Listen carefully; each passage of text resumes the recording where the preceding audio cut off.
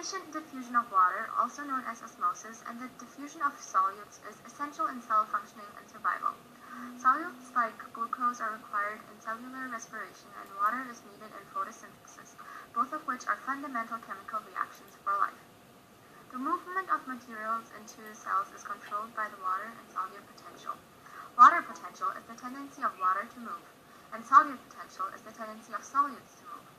As solute concentration increases, the solute potential decreases, since water molecules will make it harder for solutes to move. Now that we have talked about the movement of materials, the movement of water needs to be examined. When the solute concentration outside the cell is greater than inside, there is a lower concentration of water in the extracellular matrix. The cell, therefore, has a higher water potential than its surrounding environment. Since water flows from a region of higher concentration to a region of lower concentration, the water will diffuse out of the cell. The solution with high concentration of solutes in which the cell is suspended is called hypertonic solution. Osmosis into a hypertonic solution results in the shrinking of the cytoplasm. The shrinking of the cytoplasm is called plasmolysis. An extracellular hypotonic solution, on the other hand, contains a lower concentration of solutes and a higher concentration of water than inside the cell. Therefore, the water will move into the cell and cause the vacuole to swell. The water potential inside the cell, therefore, is considered to be low. When the cell swells, the cell is called turgid.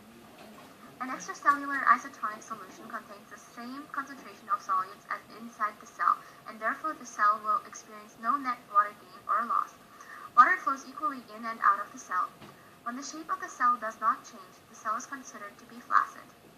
By examining these phenomena of osmosis, we can, for example, predict and explain what happens when salt water reaches the root of a plant.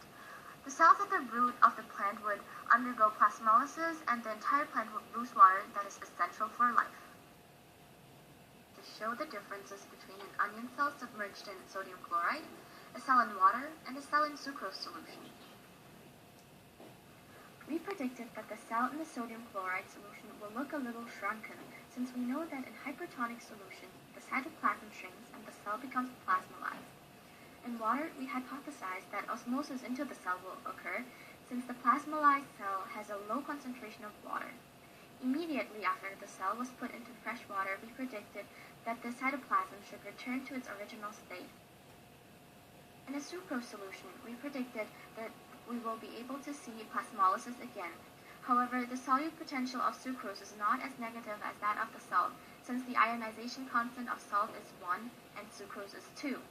According to the solute potential formula, negative I CRT, the sucrose is less negative than the salt. Less negative means that the sucrose concentration is not as high as the salt concentration, and therefore the plasmolysis does not occur as strongly as with the salt water. The cytoplasm, in this case, would not shrink as much.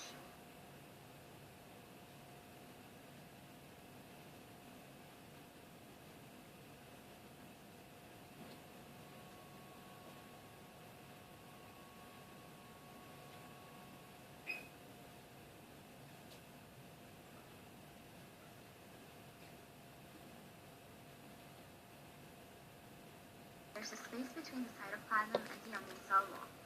The cell in sodium chloride, therefore, met our expectations, since the gap between the cytoplasm and the membrane indicates that plasmolysis did take place, just as we had predicted. The space between the cytoplasm and the cell wall decreased. Even though the space decreased, there is still a thin gap in between the cell wall and the cytoplasm. The cytoplasm did not completely return to its original shape. This outcome did not quite meet our expectations.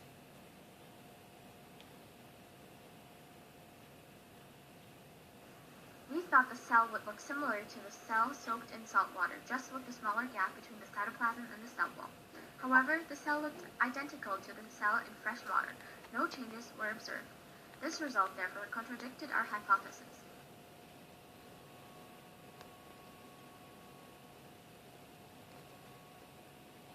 Plasmolysis to situations in our daily lives. For example, during winter, when salt is sprinkled onto the roads to remove ice, plants on the roadside will dehydrate and die because the salt solution causes osmosis out of the cell.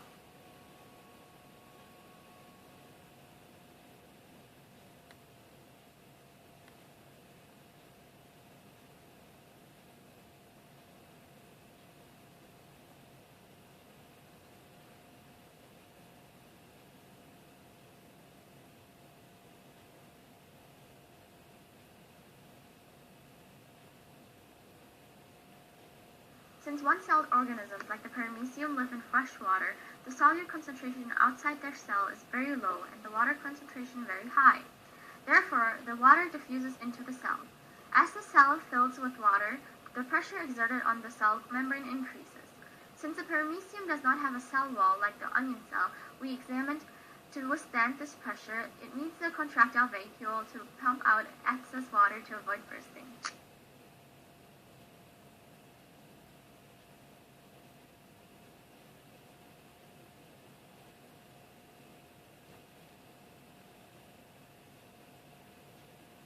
Foods are preserved by soaking them in salt. The hypertonic salt water causes osmosis out of the cell, drying out the food. This dry environment is not an ideal habitat for bacteria. Therefore, they do not reside on the food and it will not rot.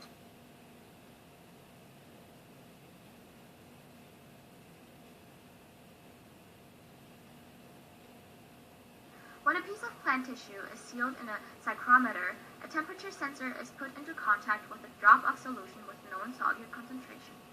If the drop has a higher water potential than the tissue, the solution will evaporate and then diffuse into the tissue. The evaporation is the drop. Therefore, the higher the difference in water potential, the faster the solution evaporates, and the cooler is the droplet.